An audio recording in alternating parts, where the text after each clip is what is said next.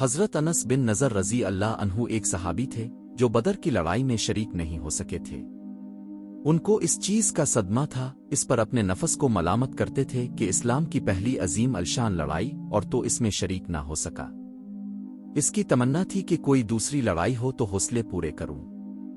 اتفاق سے احد کی لڑائی پیش آ گئی جس میں یہ بڑی بہادری اور دلیری سے شریک ہوئے۔ احد کی لڑائی میں اول تو مسلمانوں کو فتح ہوئی، مگر آخر میں ایک غلطی کی وجہ سے مسلمانوں کو شکست ہوئی۔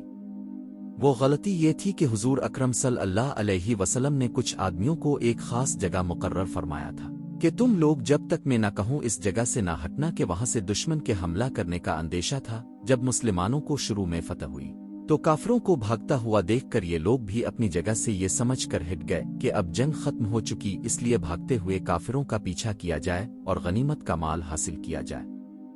اس جماعت کے سردار نے منع بھی کیا کہ حضور صلی اللہ علیہ وسلم کی ممانعت تھی، تم یہاں سے نہ ہٹو، مگر ان لوگوں نے یہ سمجھ کر کہ حضور صلی اللہ علیہ وسلم کا ارشاد صرف لڑائی کے وقت کے واسطے تھا، وہاں سے ہٹ کر میدان میں پہنچ گئے۔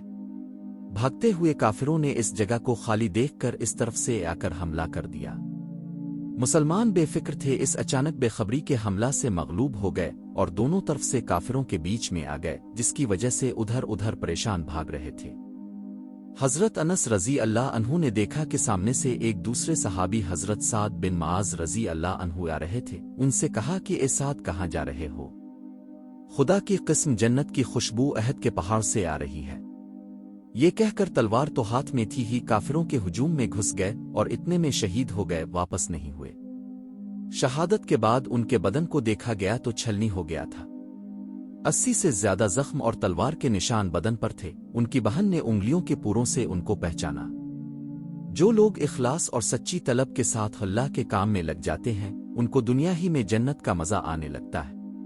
یہ حضرت انس رضی اللہ عنہ زندگی ہی میں جنت کی خوشبو سونگھ رہے تھے۔ اگر اخلاص آدمی میں ہو جاوے تو دنیا میں بھی جنت کا مزہ آنے لگتا ہے۔